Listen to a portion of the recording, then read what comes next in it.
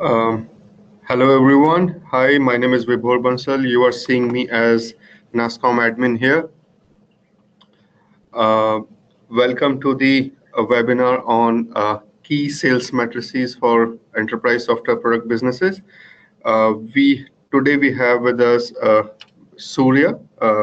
Surya, he is an EVP from 3i Infotech, and he will take us through all the key sales matrices that your CEO or as you as a CEO would like to see to measure and monitor your sales and track of overall business plan. I will not take much of a time, but before we start, few announcements. Please give us your feedback after the webinar.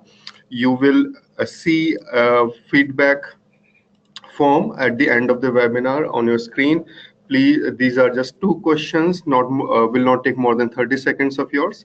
Uh, you will also receive this feedback in case you missed that at the end of the webinar. You will also receive a follow-up email about an hour or two later at the end of the webinar. Then it will also have a feedback form. Please do share that. We will keep on hosting these webinars, and all the event details is available on our event page at nascom.in.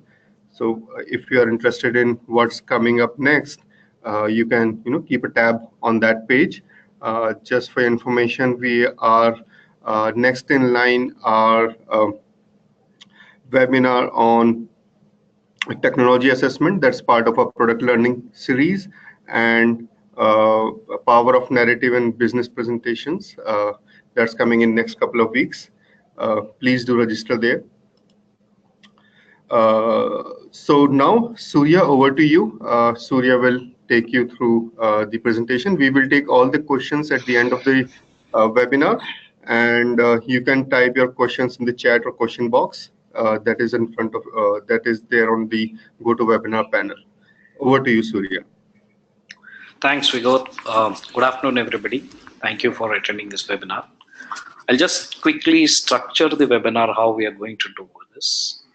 We'll refresh a few basics. The session is targeted not only for the CEOs, but also sales heads and some regional sales people as well, whoever is having a sales leadership or managerial role. The decision points could vary, but otherwise it's applicable to all of these three roles. We'll start with refreshing few basics, then we'll go straight into the key sales metrics. We'll cover few basic sales ratios, which every company should know, and a separate sales effectiveness metric, which is useful for understanding the velocity of your sales team. And then we'll do Q&A. I hope to finish this in 30 to 45 minutes, and then we'll leave about 20 to 25 minutes for Q&A. So the first one is the business and revenue models. Let's refresh this business and revenue models. The basics on this is sales is not equal to revenue always. Sales either lags or is equal to revenue. Sales is never greater than revenue. What does this mean to you? The impact is on the measurement and analysis of the metrics. You could use the same metrics for revenue measurement in a slightly lesser intensity. Second, churn rate is a very important metrics for revenue, which we won't be covering as a sales metrics. Second, the business models. Typically, every enterprise software product has three components: license fees, professional fees, and support fees. Professional fees can also get classified into implementation fees, customization fees, integration fees.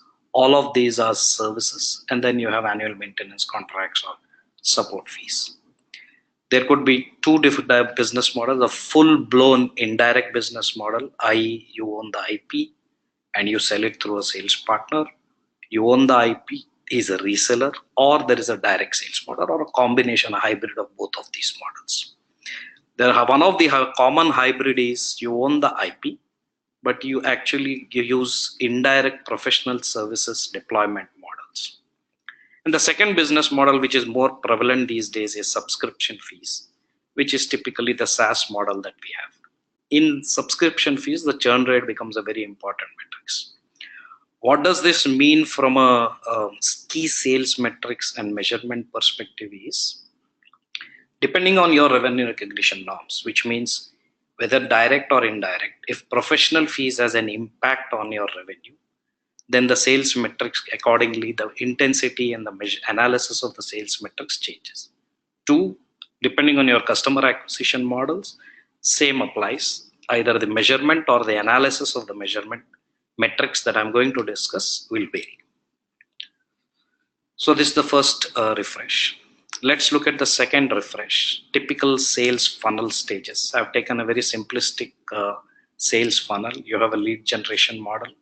From a lead generation, you go to qualified leads to prospects, prospects to opportunities. Opportunities give you dollar revenue. Put it simply in 4 steps. There are prospects, you cultivate the prospects, you demonstrate the value of your product, and you close or lose the value proposition. These are typical sales funnels in any why enterprise, in most sales that happens. How does this get mapped to the buying process? I've taken a very simplistic buying process here. There is a business problem to solve. The customer considers an alternatives. They have decided some decision criteria, and then they get into procurement. While this is a very simplistic view of it, each one of your businesses could have, each stage could be very different. And depending on how each stage is, you will have to look at how to create your own mapping to the buying process. From a sales stage perspective, you have early stage, which is leads and prospects. Then you identify a solution, develop the solution, present the solution. Then you create resolution, which means the decision criteria that they deem critical, and then you submit your closing arguments to be known. This is a very simplistic view of how any sales stage can get mapped to a buying process. Why is this important? You need to align your company's sales stages to your market segment buying process. So the metrics that I will discuss subsequently depends on a little more accurate definition of your sales stages. You could refine these sales stages with the data that you acquire periodically. There could be regional variances. So if you're a global player, Middle East could have one, Asia would have something else, India would have third stages, so the sales stages could vary. Most importantly, what is most important, you need to know early, mid, and late sales stages of your product in the given market segment.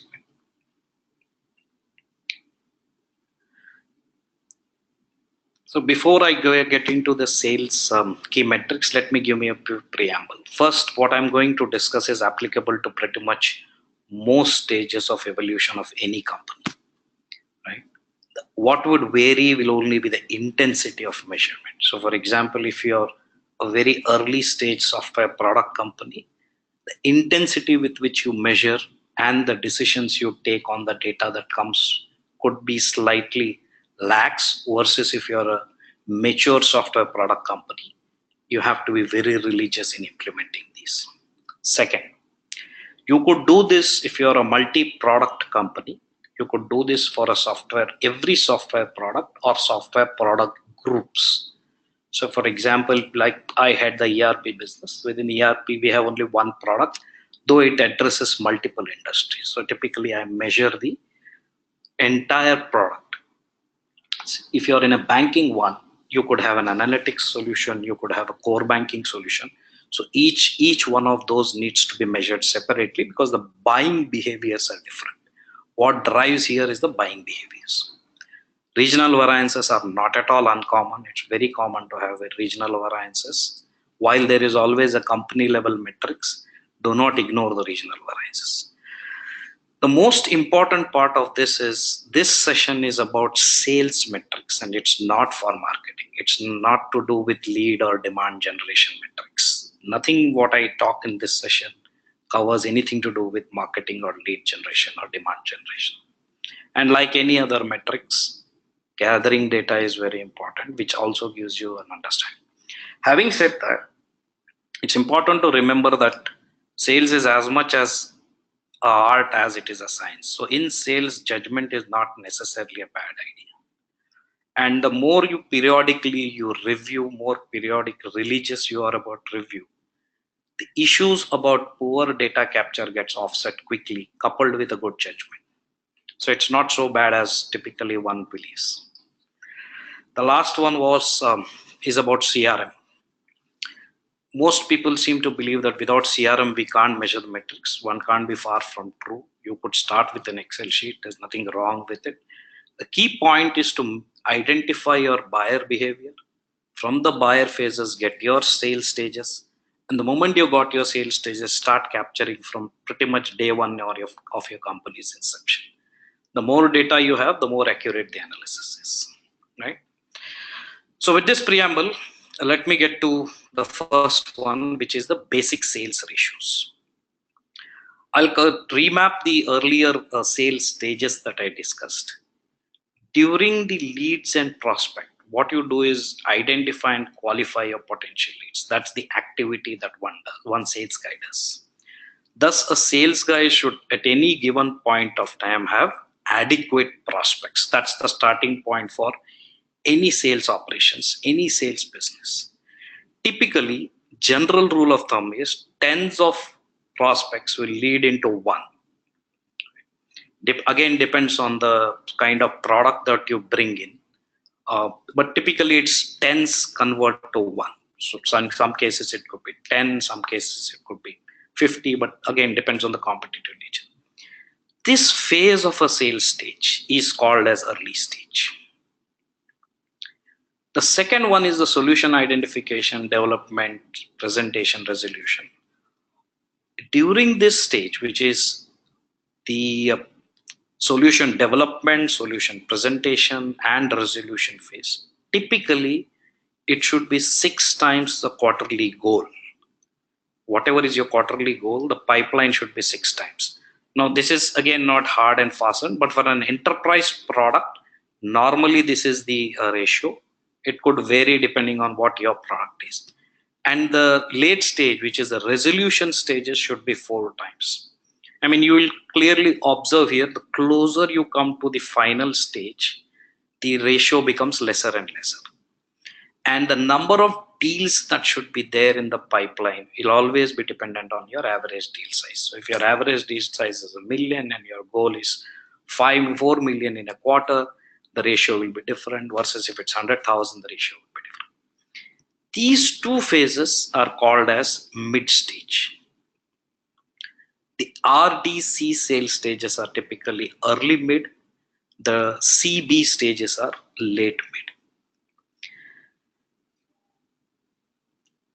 So the two basic sales ratios is, first, the early stage to mid stage pipe ratio, which is, as I said, typically tens convert to 1.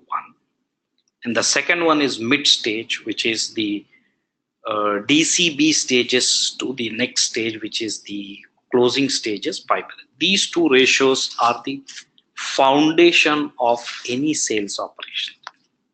Very simply put, in layman's terms, one should have sufficient prospects in early stage, sufficient qualified prospects in mid stages for you to generate sales. That's what these two ratios translate into.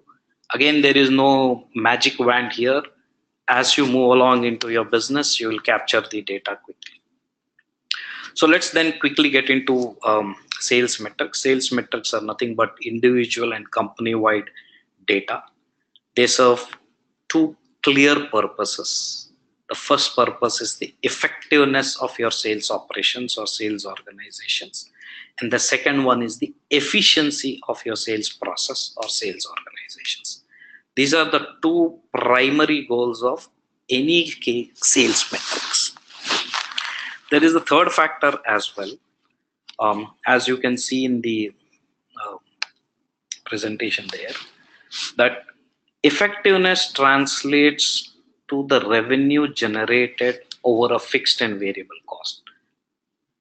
Converted, it means what's your acquisition cost. So whether you are in a growth stage or whether you are in a cost reduction stage, it doesn't matter.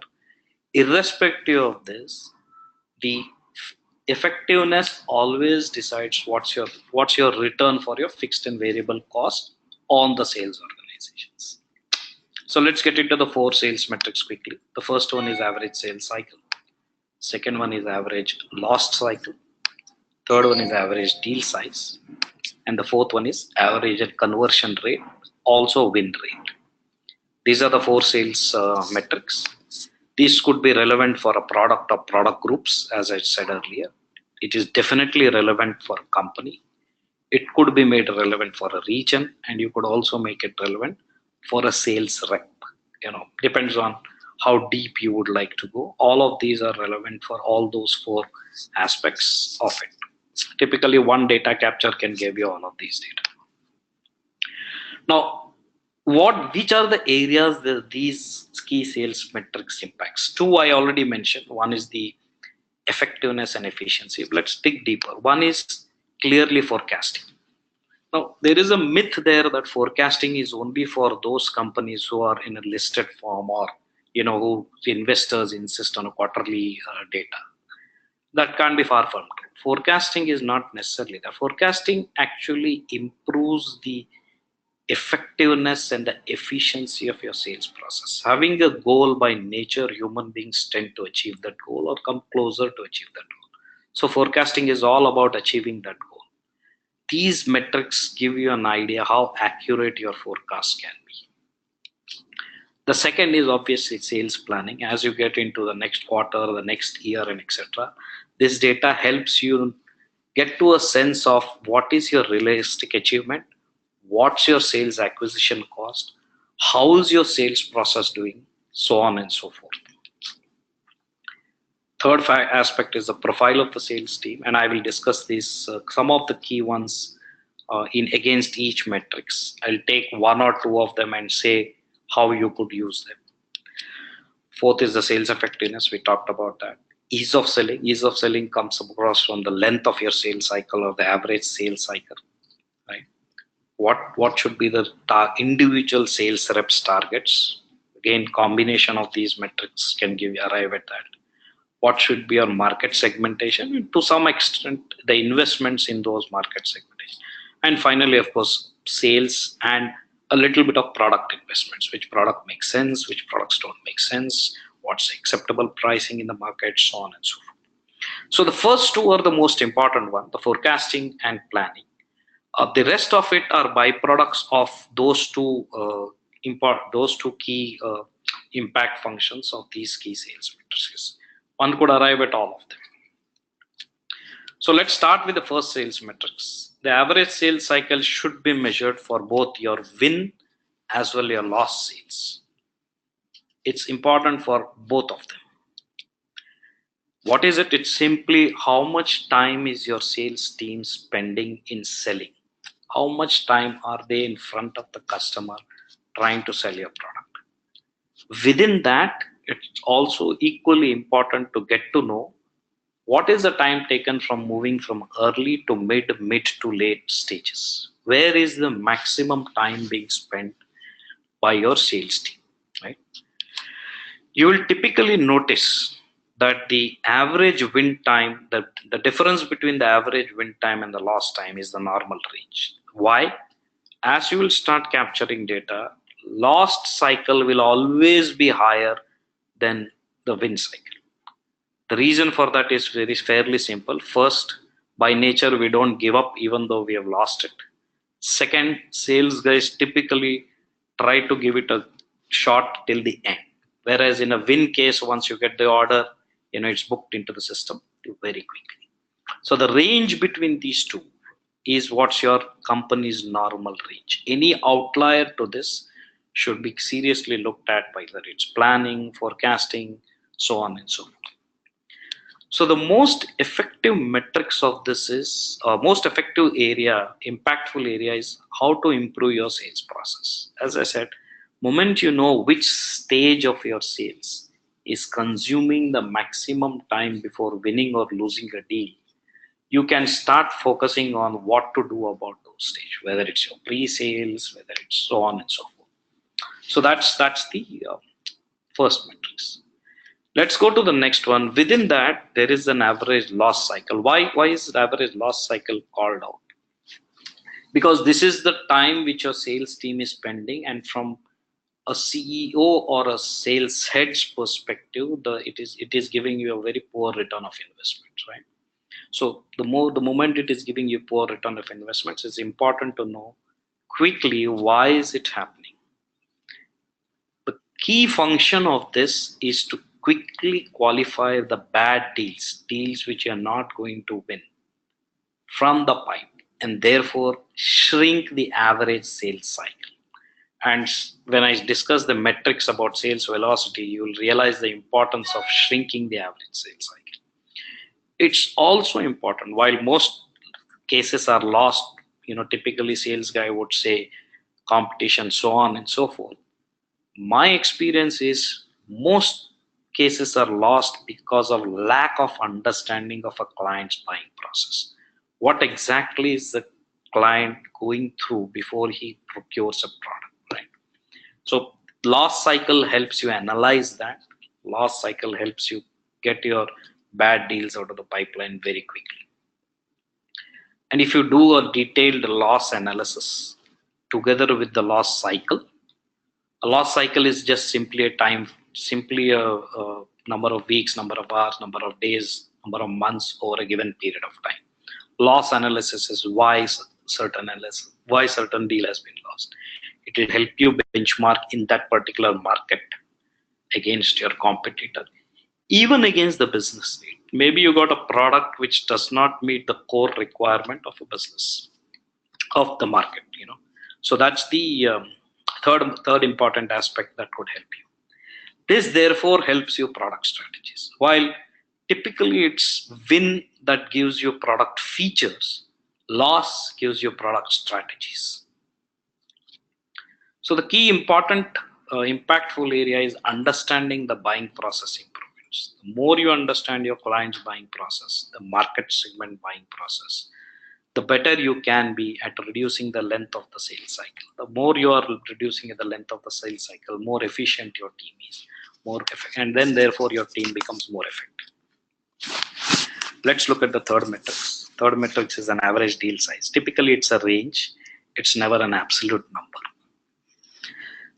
This is your sweet spot, right? If let's say your average is coming to anywhere between 100 to 200 and you have in your pipe a 500,000 deal, you should call out that deal, look at the deal separately, treat that deal separately.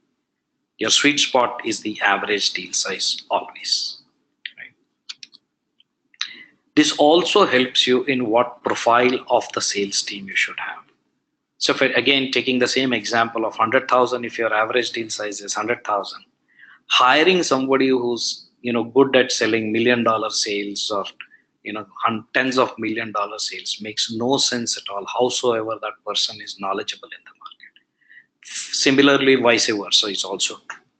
If your deals are $1 million in the average size, hiring somebody who's done only 100,000 or 200,000 makes no sense. So your profile of the team should be fitted to the average deal size that you have. This also helps you with market segmentation. The average deal size allows you to segment more. So smaller your deal, the volume should be higher. Your product pricing strategies can be arrived at that. Discounting strategies apply to that. From my perspective, the most important impact area of this matrix is the nature of sales enablement. The way you will enable a 100,000 or a 200,000 kind of average deal size sales team, and the way you will enable $1 million or a $2 million sales team is completely different. The second one, typically you will focus on account management, so on and so forth. While account management is relevant in the first category, which is the lower end category as well, it may not be as important as it is in the higher end category. So the impact of this is on the nature of the sales enablement. The last metrics, and from my perspective, the most important metrics is your average conversion rate. There has to be two things that you need to measure here. One, the overall win rate, which means how many prospects are getting converted, either being won or lost. And two, what is your rate of conversion from one sales stage to other, which is early, mid to late stage. This clearly is a metrics which gives you understands the effectiveness of your sales team, right? It all depends on, this is where sales has the maximum. It also has an impact from a forecasting perspective. If your conversion rate is better, your accuracy in your forecasting is better. You could also right profile your sales team with this metrics. Somebody who's in selling again a large value, large accounts may not be a great converter. He might be a good qualifier, so on and so forth. This metrics helps you with the improvement in your sales process, sales enablement. Identify which is the stage which is consuming maximum. So while sales guys come with the quality of conversion, the enablement of them to be able to convert is your responsibility as a company. So sales effectiveness improvements is the most impactful area for this conversion rate, for this sales metric.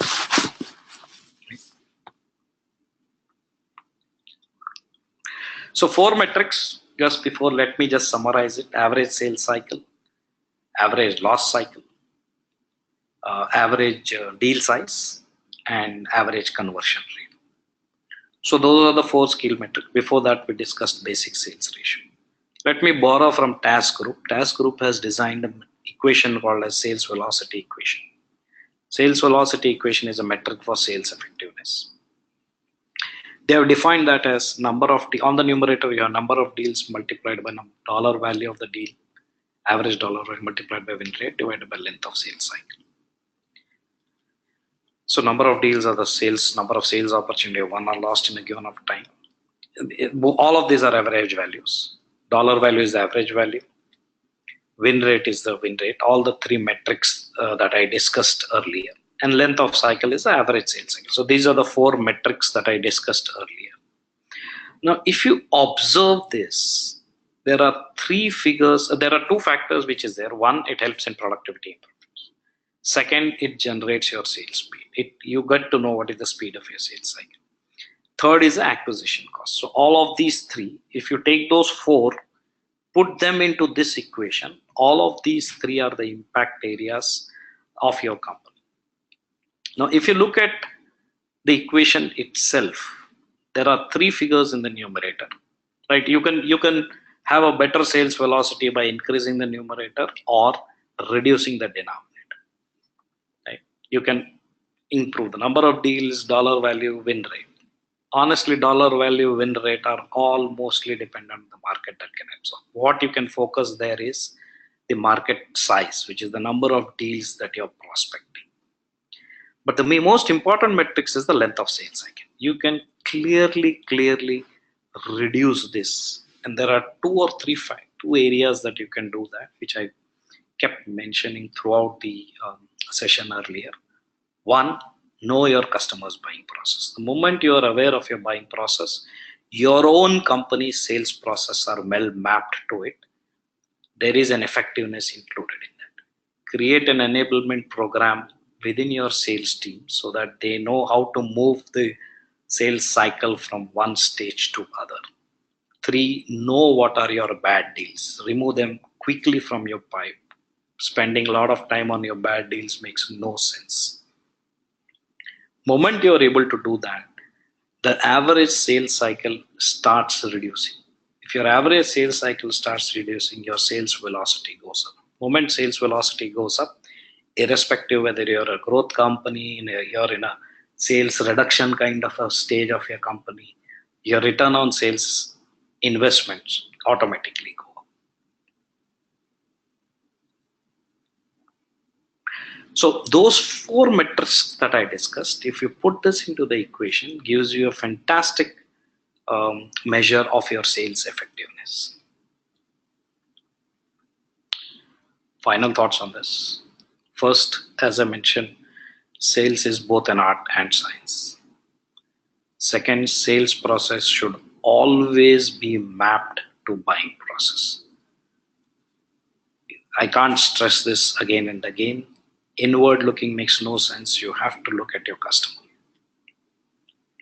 Salespeople are generally, not always, they're generally not good at data and generally not good at realistic data capture, particularly when it comes to loss cycle.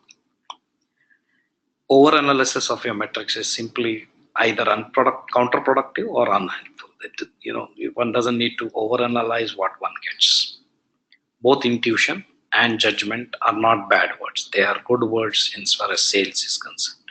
And generally, good salespeople work with very, very strong intuition. More than data, intuition works for them. As their leader, you need to develop your own judgment skills about your sales team, your market, etc. That will help you offset some of the data capture issues and read the data accurately.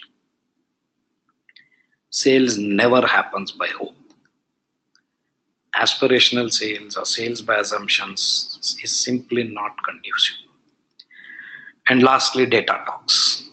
All the data, never ignore what the data is. So if your average deal value is 200,000 and suddenly you got a 500 or a 700,000, treat it separately. Do not assume that your product has moved from that value to the next value.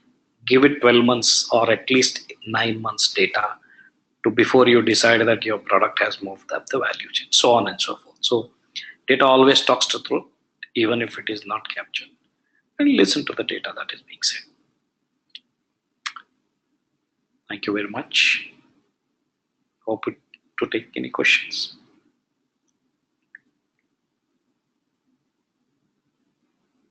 Thank you, Surya. It was like quite interesting and like a typical sales process or salesperson. It's very interesting. So we are getting some questions. There are a couple of questions on the services side of the business. We are not taking those. So Surya, let me read out a few questions for you. Anish has asked any additional thought on the metrics for the services business. So Anish, we are not taking services business questions as we initially, we are talking about the enterprise business product business. So I'm sorry for that. Maybe some other time in some other session. Amit has a very interesting questions on the sales process where he says typically at the end of demo, etc., customer gets into a sleep or stall mode. Only thing we hear is they are evaluating or discussing with the management. What can we do to get transparency or expedite the process? Please suggest.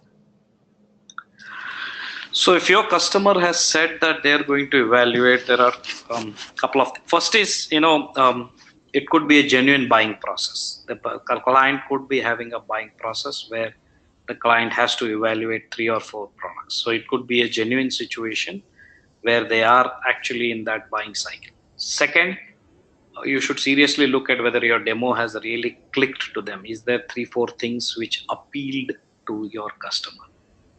Most times when a client doesn't come back after a demo, it's fair to assume that he does not see you as an alternate to solve his business problem.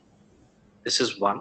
Or they have a very elongated procurement process, which means it's an institutional process where multiple people have to be taken into confidence before they can come back to a vendor.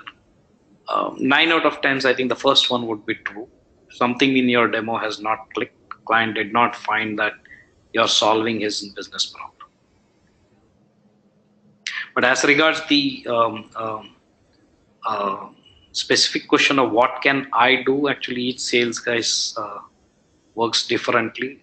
When I was field sales, I typically used to frequent the joints that my client would go to, post office hours, have a coffee or what have you, and see whether I could get some answers. And it's perfectly normal in most situations. Yeah, that works best. Yeah. Next question comes from Mandar. He is asking, how do you benchmark product pricing? So are we covering this segment? I think pricing is not part of it, but I'll leave it to you, Surya. So pricing again is there are three ways you can benchmark it. I mean, it's not an accurate way, but let me give you a judgmental way of how to do it. One is, of course, your average deal size. There's a market discovery, right? What your market segment can absorb is the decision of your pricing. So if you are in a space where it is competitive, then you know the price range. You can't be really an outlier unless you got something which is very, very unique. Third, it also depends on which stage of the company you are, what you are doing in the market segment, etc. So if you are in a customer acquisition stage, you typically become flexible with your product pricing. If you're not, if you're mid or late, then you don't become, then the benchmark is very different. Fourth is the model that you're adopting. If you're fully, direct company, then there is a um, particular way of product pricing. But if you're an indirect model, then your ability to get premium is slightly higher if you have a little bit of a brand. So those are three, four ways. But I mean, as I said, these are all um, not really statistical or other ways. The first one is the most accurate.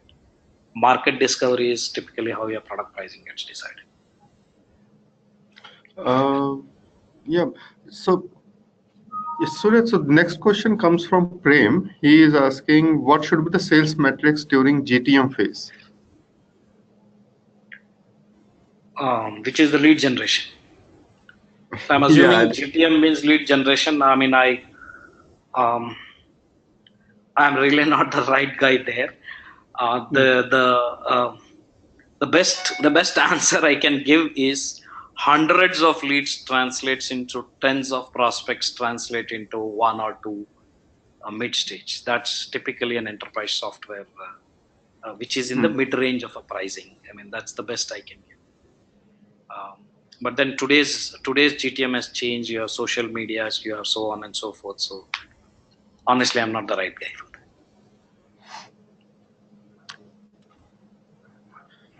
Uh,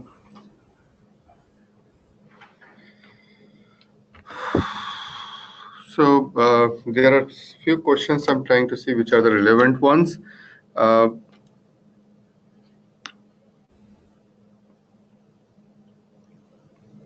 so Ashwin is asking some tips on how to do business ties, sorry, B2B ties with enterprise consultants to do more sales via B2B channels. If you can share some tips around it. Hmm. Okay.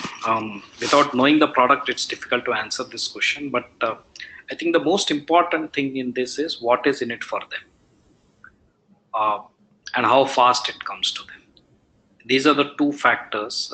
So if you can answer these two factors for them without losing what your company needs has set for you as a goal or a benchmark, your ability to motivate them is much higher, right?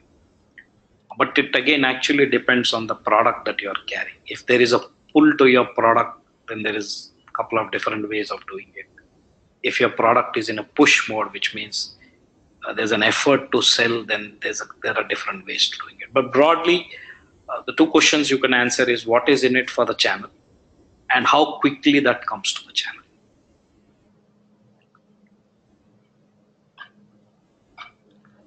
Uh, Ravin has a interesting question where he says, for products that falls into nice to have category rather than the must have category, what are some strategies to reduce the sales cycle length?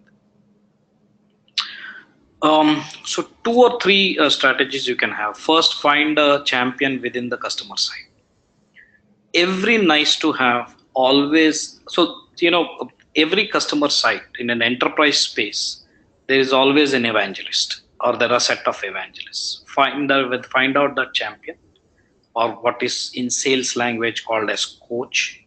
See how influential that coach is within that client, and if you can help improve his influence within that. So that's strategy one. Work with the evangelist or the coach for a nice to have, and you will always find someone who wants a nice to have product. That's first. Second, if there is a way you can link a regulatory or a statutory need of the country or market segment or what have you to your nice to have, then it becomes a pseudo want or a nice need product. So if you can package your product in a way by linking it to some regulatory or statutory somewhere, um, then a nice to have suddenly becomes a wanted or a needed product. So these are two immediate strategies which come to my Mm, Now, Amit Nayak is asking, the product matures, what is the ratio between license fee versus implementation fee? Right. mind. I think it's more than the product maturity, it's the implementation cycle maturity which matters. If your product requires a lot of professional services, then ratio, whether even if your product is feature rich and functionally rich, but if it still requires a lot of services to get it deployed, then the ratio won't change much. I think what would change is how is your product maturing. If your product is leaking less and less of services, then the ratio tilts towards the license side. Having said that, there is one more factor. If your product is mature from a market perspective, which means you have more installations, you're pretty much out of box, at least 80% or 90% requirements are met of the market, and you have a clients talking about your product, then your ability to get a much higher license fee is much higher, is goes up significantly. So even if your ratio to typical implementation ratio doesn't change, you can actually improve the license fees from the market segments. But there are a couple of factors, right? If one cannot just overnight change the license fee pricing unless you have a brand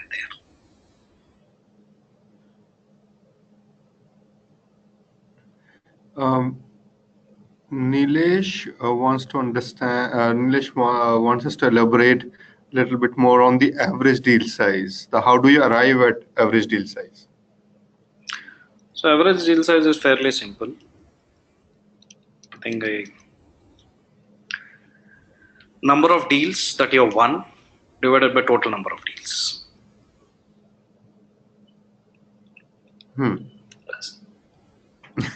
Amount by the number of deals. Yeah. Sum by count. Yeah. Sum by count is fairly simple. Yeah.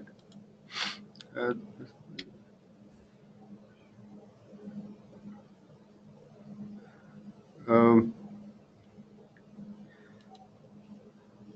Justin is again talking about it's related to somewhat that, earlier Akshat asked. The customer is ready to use product and they like it. Moreover, they agree that this is one of the best business model. But once it reaches to buying process, it gets stuck and delayed. What could be the reason to it? It's actually pretty much the same response. When we say customer ready to accept, but it is not moving forward, in effect customer is not ready to accept, because it's not one person who has to say yes, right? In an enterprise sale, it's an institutional sale. So there is, you have all the typical sales. You have a coach, you have a gatekeeper, you have an influencer, you have a decision maker, you have a budget, so on and so forth. So there's never one person. So the people or person whom you have met might have liked it, but if there's no institutional acceptance of it, in effect your client has not accepted your product or is not ready to buy. So I mean, the action on that is you need to find out where the bottleneck is.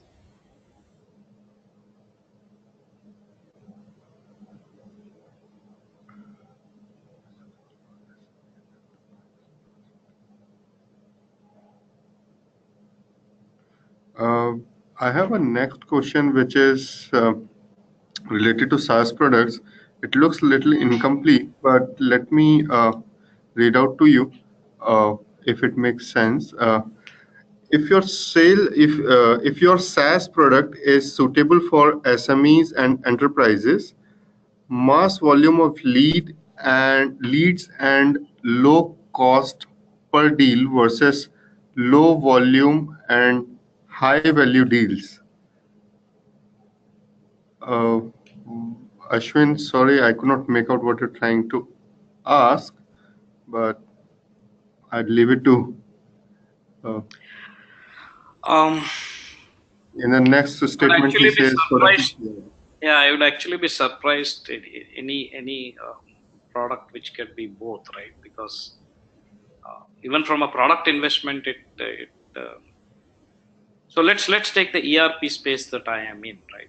If you take SAP, which is the market leader in the space that I last 3 years that I'm working, they are excellent in their enterprise product. Till about last year, they were struggling with the SME. 3 years back, then they acquired a new company to build the same SME product, and that product has a completely different SaaS model, cloud pricing model, so on and so forth. So I would be surprised that the same cloud can service large as well as SME. At least I haven't seen that. But if you have one, then virtually you should segment it. That's the that's the best strategy. I mean, these are two different pricing models. The returns are completely different. The engagement, customer engagement models are completely different. So now I have repeat questions from Ravin and Mandar. They both are actually related questions, so I'm reading out together. Mandar asks, do you suggest to have a sales team near to the customer location or can be done remotely? And on a similar lines, Ravin asks, in the direct sales model for products that are sold remotely, like via web or phone meetings, without face-to-face meetings, how do you better understand the buying process? So telesales is a talent which is um, which personally I'm not good at. I'm more of a face-to-face kind of guy. But telesales, or it is also called as inside sales. It's a talent um, which exists there out in the marketplace. A lot of companies have inside sales who are able to understand the buying process by asking the right questions. Most of the time, telesales works in developed markets, for example, US, um, Australia, and those kind of markets. In developing markets, you will not find telesales as much effective. At best, inside sales can give you a lead or a qualified lead, but a full sales, running a full sales cycle may not happen. That's the first response. The second response is um, SMEs, while do not SMEs and mid SMEs do not have really complex buying process. So inside sales works very effectively in these market segments, both SME and mid SME. And they don't have, particularly in the developed markets, there's not much of an issue in terms of doing inside sales. Third, large enterprise software companies typically use inside sales with existing customers. So they already have a product installation, or they want to sell a second product, or so on and so forth, or they're more consulting services. That's when they use the inside sales effectively. So in summary, to say, how do you know a buying process? Uh, from an SME, mid SME, it's not so difficult to find out the buying process. Typically, it's owner driven or the person driven. Two, it may not be as much completing the sales cycle, particularly if you're looking at a new logo from an enterprise customer perspective. Inside sale may or may not be able to do it. In my view, or my experience, they can't run the full sale. Associated question was, should I have a sales team close to the market, or should I have a remote sales? Again, depends on your product and what's your delivery model. Uh, I am more of a in-market kind of a guy. It comes to know enterprise products. There is still a need for a touch and feel for the customer, and touch and feel can be provided by people who are in the market. And then, as I said, there are market nuances which typically one finds. Um, remote or inside sales can help with qualified leads. Beyond that, for a true enterprise segment, as of now, the maturity still is not there where one can do that.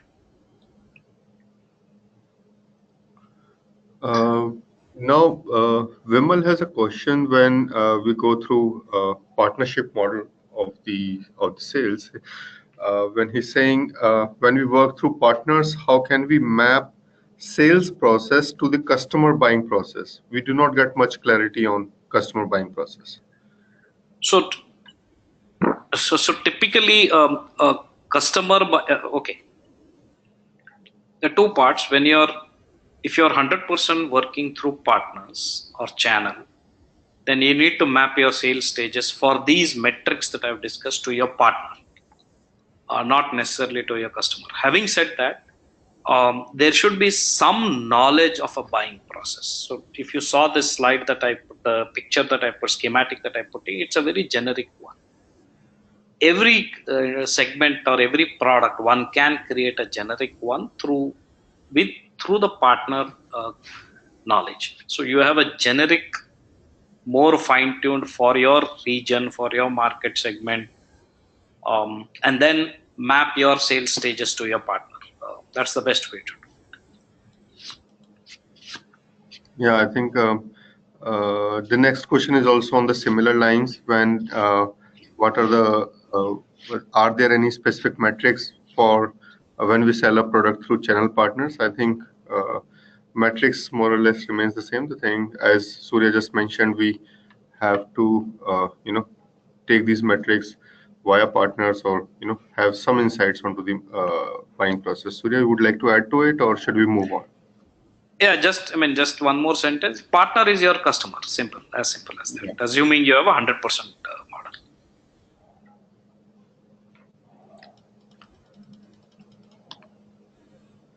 model. Next question is coming from Kavish, and he's asking, the enterprise license sales cycle are being replicated when companies are buying SaaS products, and also the implementation time periods are rising. How does one measure the effectiveness of Salesforce in the evolving industry dynamics? Not sure I understood the question. You want me to read out again? Yeah, let me try it again. So I think he made a first comment on the enterprise license sales cycle. So he's saying enterprise sales cycle are being replicated with companies are buying SaaS products, and also the implementation time periods are rising. So how does one measure the effectiveness of Salesforce in the evolving industry dynamics? So I'll try to re-articulate the question and answer it. I think the key question seems to be that SaaS businesses are using the enterprise sales approach, which is license fee plus professional fee plus support fee. That's one interpretation I can give. The second seems to be, if I have a very elongated period of implementation, how do I measure the Salesforce effectiveness? I think the period of implementation doesn't matter in the metrics that I've discussed, right? Because those get covered in the length of sales cycle as well as your average deal. So if your average deal is 100,000, for example, you could actually implement it for 1 year. It doesn't matter there. What matters is how many 100,000 deals do you need in that year to meet the target. And that's what is important. So the length of the professional services actually doesn't matter at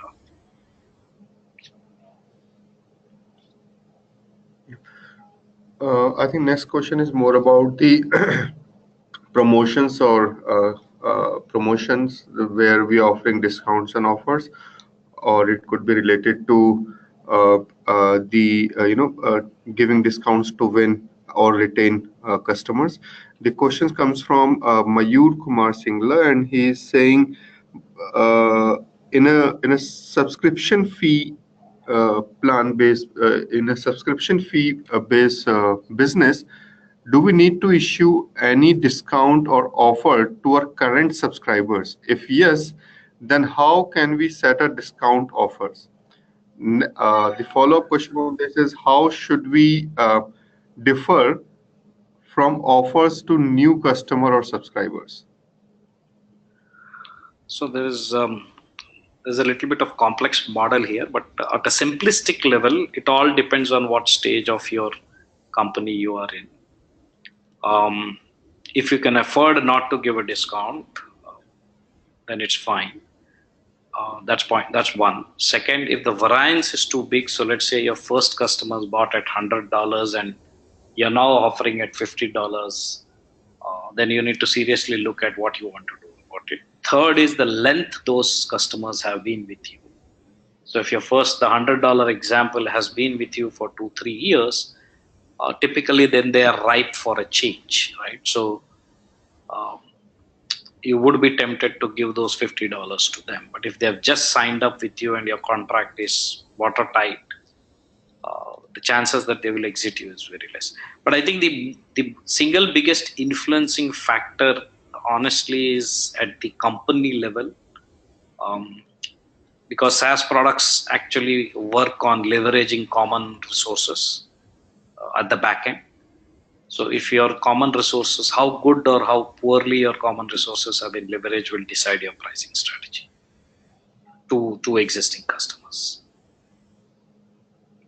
Yeah, thank you. In interest of time, we'll take just last one question. Here, Simran Bharti is asking, when number of projects and team size is large, how do you effectively monitor all the projects?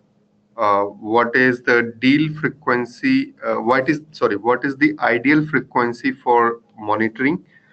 Any tips on identifying trends and dead sales early on? Yeah, so I would assume projects means products here, because this doesn't get measured typically like a project. So as I said, the frequency could be, typically it's best to do it monthly. If you're at a head level, if you're at a regional head level, and depending on your VA, normally weekly forecasting is not uncommon, but definitely you should do monthly and quarterly. Monthly you could be less rigid, quarterly you have to be extremely rigid about doing it. And what was the associated question before I forgot? So any tips on identifying trends and dead sales early on?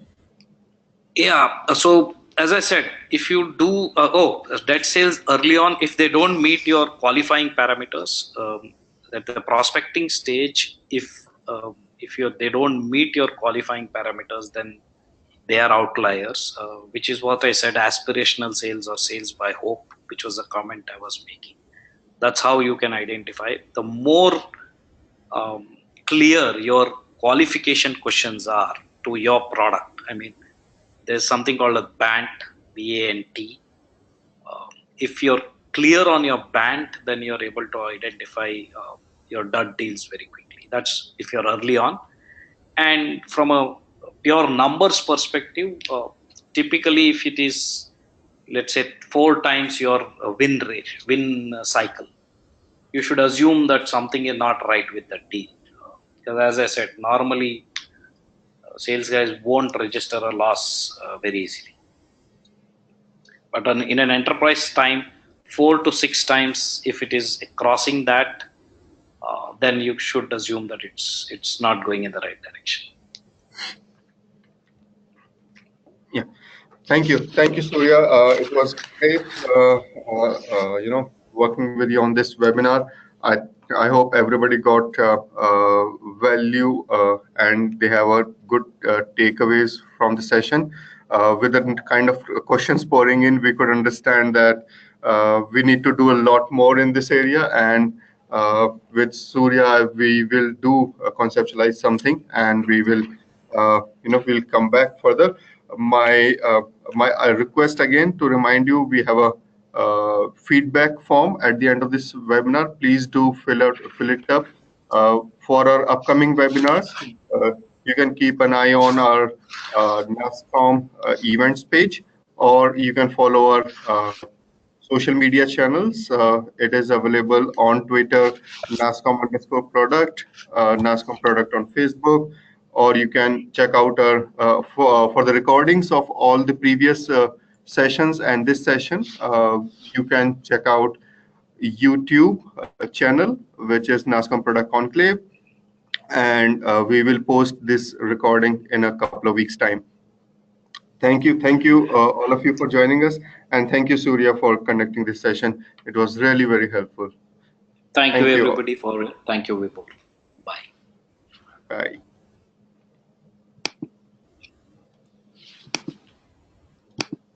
How was it?